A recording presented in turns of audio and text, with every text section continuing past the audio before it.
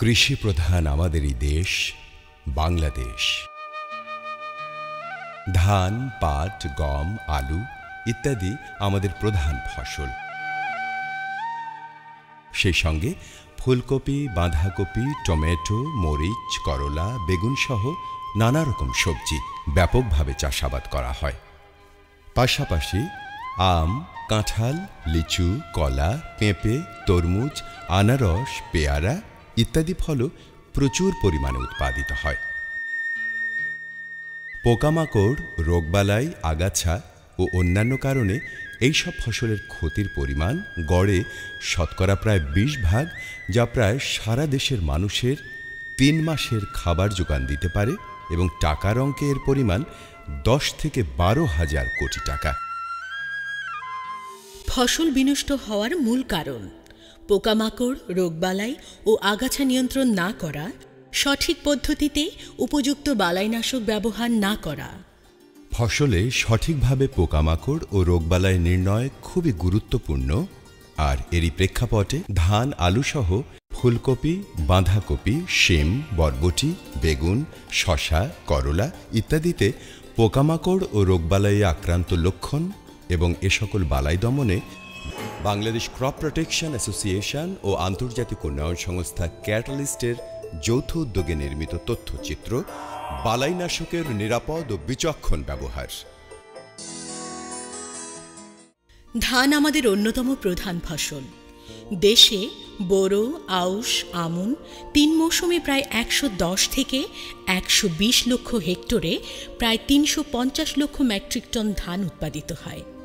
কিন্তু পোকামাকড়, রোগবালাই, আগাছা ও অন্যান্য কারণে ধান উৎপাদনের পরিমাণ 18 থেকে 20 বা 70 লক্ষ মেট্রিক টন ফসল বিনষ্ট হয়।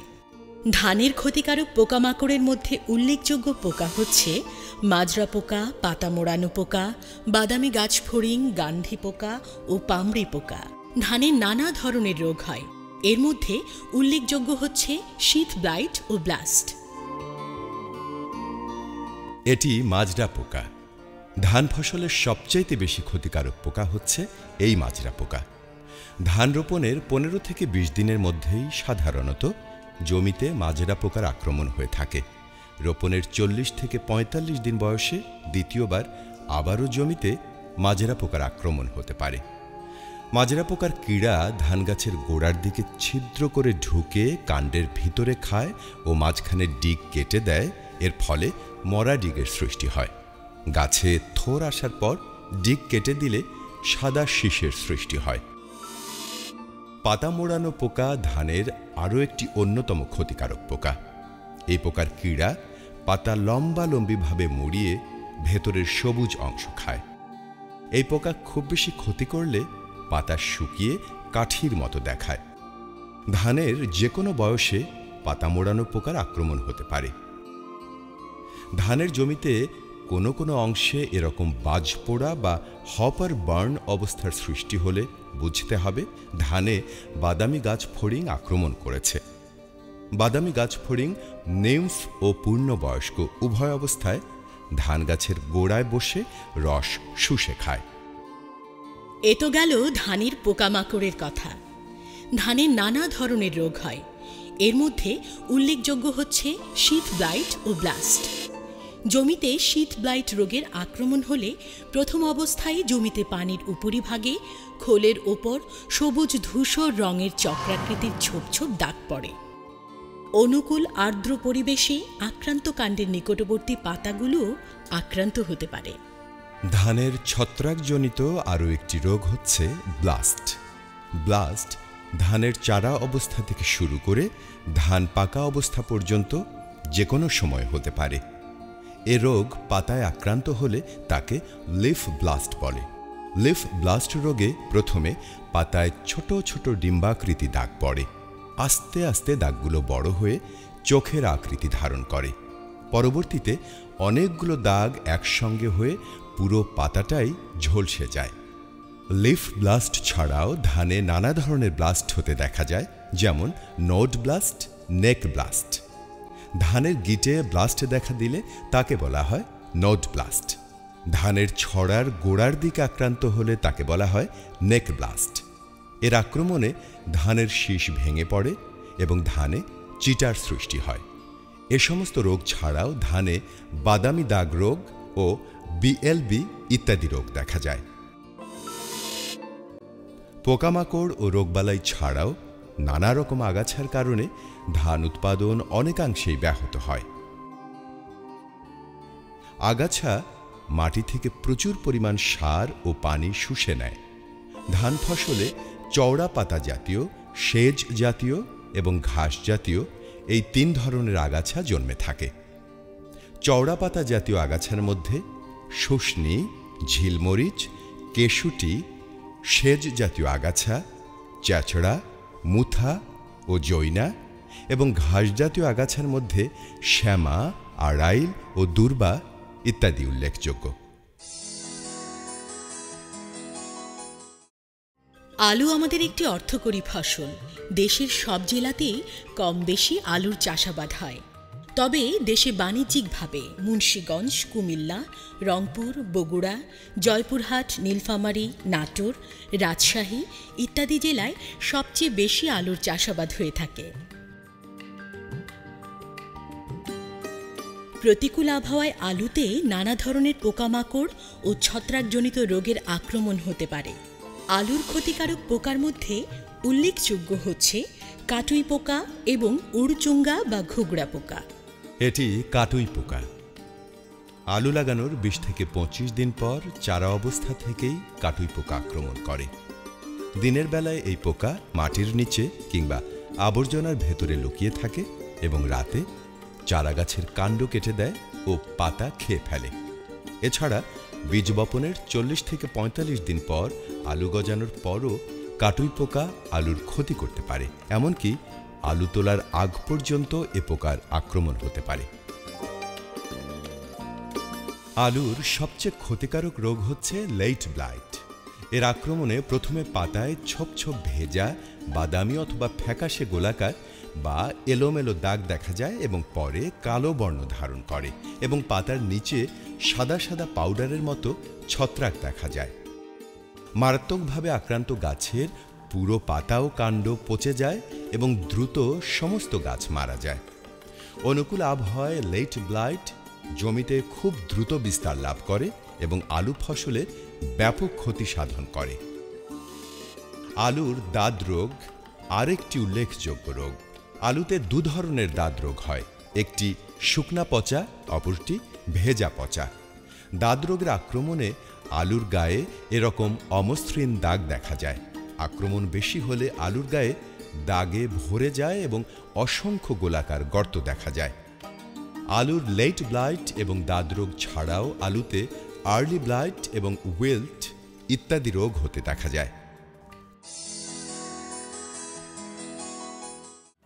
আলুর পর সবজির মধ্যে ফুলকপি আমাদের কাছে খুবই সমাদৃত একটি সবজি।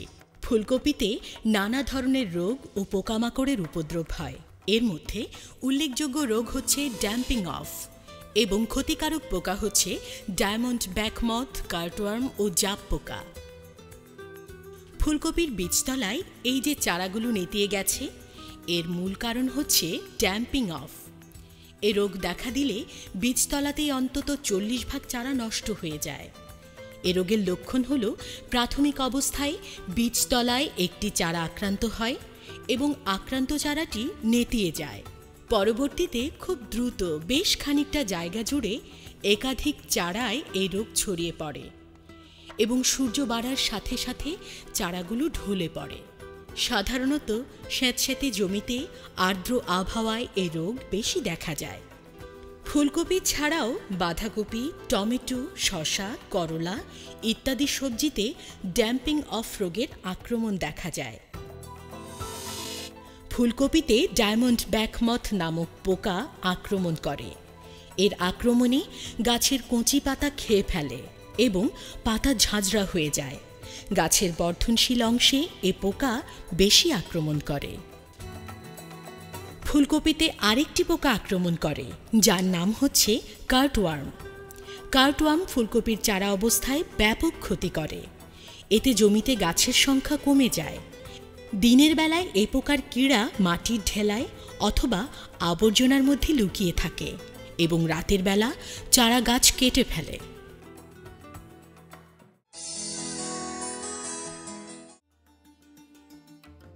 বেগুন বাংলাদেশের জনপ্রিয় একটি সবজি ফসল। শীত ও বর্ষা উভয় মৌসুমে সারা দেশেই বেগুনের চাষ করা হয়। বলা হয় বেগুনের মধ্যে সবচেয়ে বেশি পোকার আক্রমণ হয়ে থাকে। বেগুনের ক্ষতিকারক পোকামাকড়ের মধ্যে উল্লেখযোগ্য হচ্ছে বেগুনের ডগা ও ফল ছিদ্রকারী পোকা, সাদা মাছি, মাকড় ইত্যাদি। আর রোগের মধ্যে উল্লেখযোগ্য হচ্ছে কাণ্ড ও ফল পচা এবং উইল্ট। বেগুনের ক্ষতিকারক পোকার মধ্যে অন্যতম হচ্ছে বেগুনের ডগা ও ফল ছিদ্রকারী পোকা। এই পোকার কীড়া বা লার্ভা বেগুনের কচি ডগায় ফুল এবং ফলের বোঁটার নিচে ছোট্ট ছোট্ট ছিদ্র করে ভেতরের শ্বাস খেয়ে ফেলে। ফলে কচি ডগা ঢলে পড়ে ও শুকিয়ে যায় এবং ফলের ভেতরে পচে যায়। এই পোকার আক্রমণে 100% ফসল নষ্ট হয়ে যেতে পারে।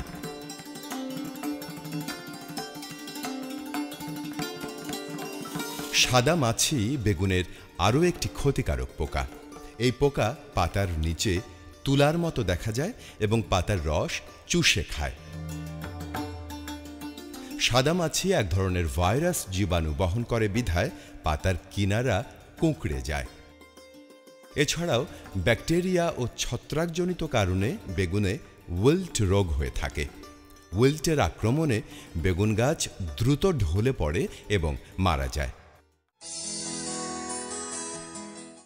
শিম বাংলাদেশের অন্যতম একটি শীতকালীন সবজি। দেশের বিভিন্ন জেলায় রবি মৌসুমে প্রচুর শিম উৎপাদিত হয়।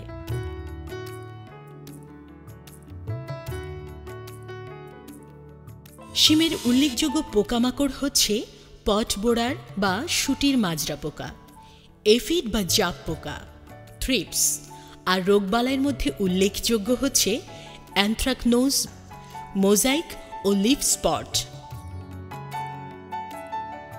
পটবোরার বা শুটির মাজরা পোকা শিমের একটি প্রধান ক্ষতিকারক পোকা। শিমের ফুল থেকে ফল হওয়ার পর এই পোকা আক্রমণ করে থাকে। এই পোকা ফল ছিদ্র করে ফলের ভেতরে ঢোকে এবং ফল নষ্ট করে দেয়। শিম গাছে আক্রান্ত এই পোকার নাম হচ্ছে জাপ পোকা। জাপ পোকা শিমের অন্যতম ক্ষতিকারক পোকা। পূর্ণাঙ্গ জাপ পোকা কালো রঙের হয়। মেঘলা ও কুয়াশাচ্ছন্ন আবহাওয়ায় জাপ পোকার বংশ দ্রুত বৃদ্ধি পায়। শিমের ক্ষতিকারক পটবোরার বা শুটির মাজরা পোকা ও জাপ পোকা ছাড়াও থ্রিপস পোকার আক্রমণেও শিম উৎপাদন ব্যাপকভাবে ব্যাহত হয়। থ্রিপস পাতা থেকে রস শুষে নেয় এবং ফুলের ভেতরে ঢুকে পরাগরেণু নষ্ট করে, ফলে ফুল ঝরে পড়ে। থ্রিপসের আক্রমণে শিম গাছের পাতা নৌকার মতো উপরের দিকে কুঁকড়ে থাকে। ফল কচি অবস্থায় শিমের অ্যানথ্রাকনোজ রোগের আক্রমণ শুরু হয় এবং ফল পরিপক্ক অবস্থায় ঝলসানো দাগ মনে হয়। পরিপক্ক ফল এ রোগে বেশি ক্ষতিগ্রস্ত হয়। আক্রান্ত বীজ থেকে গজানো চারায় এই রোগ দেখা যায়। লিফ স্পট শিমের আরও একটি ক্ষতিকারক রোগ। এই রোগের কারণে পাতায় ছোট ছোট বাদামি রঙের দাগ পড়ে। আক্রমণের পরিমাণ বেশি হলে ডালপালা এবং শিমেও এই ধরনের দাগ পড়ে এবং শিম ঝরে পড়ে।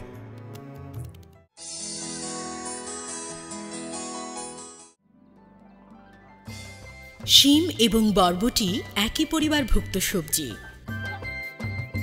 শিমের মতো বরবটিতেও পটবোরার, এফিড, থ্রিপস ইত্যাদি পোকা এবং মোজাইক, লিপ স্পট ইত্যাদি রোগ দেখা যায়।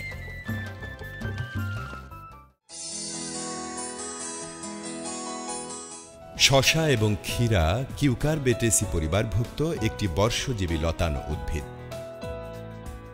একসময়ে শসা আমাদের পারিবারিক ফসল হিসেবে পরিচিত থাকলেও সাম্প্রতিক সময়ে শসা বাণিজ্যিকভাবে চাষাবাদ হচ্ছে। দেশের বিভিন্ন অঞ্চলে এখন সারা বছরই শসা উৎপাদিত হয়। শসা একটি স্বল্পকালীন বা শর্ট ডিউরেশন সবজি, যা বীজ বপনের ৪৫ থেকে ৬০ দিনের মধ্যে ফসল তোলা যায়। অন্যান্য সবজির মতো শসার মধ্যেও নানা রকম পোকা ও রোগবালাইয়ের আক্রমণ হয়। ফ্রুট ফ্লাই হল শসার প্রধান ক্ষতিকারক পোকা। শসার জমিতে ফ্রুট ফ্লাইয়ের আক্রমণে শসার ফুল ও ফল নষ্ট হয়ে যায়। ফ্রুট ফ্লাই ছাড়াও শসা গাছে পাউডারি মিলডিউ রোগের আক্রমণ হয়।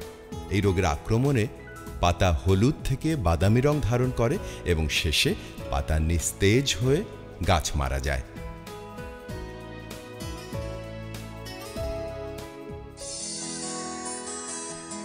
পেঁয়াজ, রসুন, আদা, হলুদ এর পাশাপাশি মরিচ একটি অত্যন্ত গুরুত্বপূর্ণ মশলা ফসল। দেশের সব জেলাতেই মরিচের আবাদ হয়, তবে বাণিজ্যিকভাবে সবচাইতে বেশি মরিচের আবাদ হয় বগুড়া, রংপুর, জামালপুর, ফরিদপুর, ভোলা, পাবনা, যশোর, মাগুরা, রাজশাহী ইত্যাদি জেলায়। এই সমস্ত জেলায় অঞ্চলভেদে স্থানীয় জাতসহ নানা জাতের মরিচের আবাদ হতে দেখা যায়। আমাদের দেশের আবহাওয়ায় শীতকালে মরিচের ফলন ভালো হলেও সারা বছরই মরিচের আবাদ হয়ে থাকে। মরিচে আমরা যে সমস্ত ক্ষতিকারক পোকামাকড় দেখতে পাই সেগুলো হচ্ছে থ্রিপস, জ্যাসিড, পট বোরার, মাকড় এবং রোগের মধ্যে অ্যানথ্রাকনোজ এবং উইল্ট।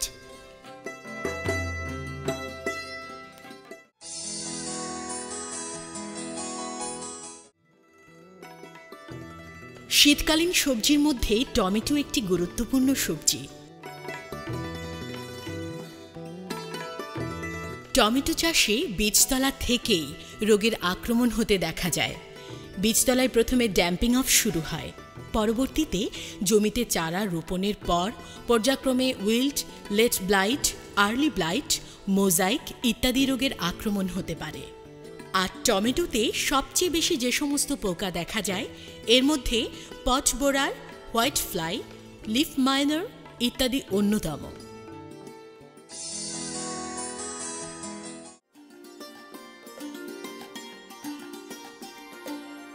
বাংলাদেশের আবহাওয়ায় বছরের প্রায় সব সময়ই করলা চাষ করা যায়, তবে শীতকালে করলা গাছের বৃদ্ধি তুলনামূলকভাবে কম, তাই গ্রীষ্মকালেই করলার আবাদ বেশি হয়।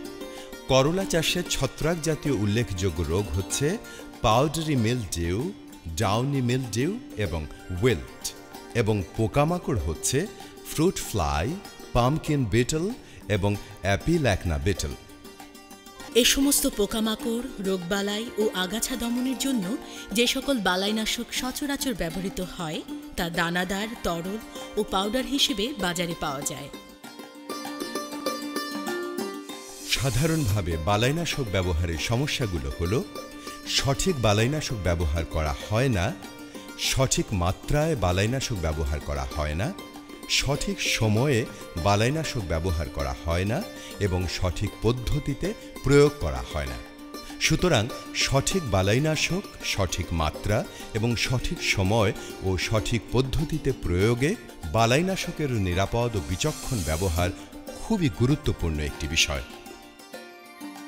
বালাইনাশকের নিরাপদ ও বিচক্ষণ ব্যবহারের বেশ কয়েকটি ধাপ রয়েছে। এগুলো হচ্ছে রোগ, পোকামাকড় ও আগাছা সঠিকভাবে নির্ণয় করা, সঠিক বালাইনাশক সংগ্রহ করা, প্যাকেটের গায়ে উল্লেখিত তথ্য ভালোভাবে পড়া, সুরক্ষামূলক পোশাক পরা, মাত্রা মোতাবেক তরল ও পাউডার মিশ্রণ তৈরি করা, সঠিকভাবে স্প্রে করা, নির্দিষ্ট জায়গায় নির্দিষ্ট পরিমাণ স্প্রে মিশ্রণ ব্যবহার করা, প্রি হারভেস্ট ইন্টারভ্যাল মেনে চলা এবং বিভিন্ন ধরনের সতর্কতা অবলম্বন করা।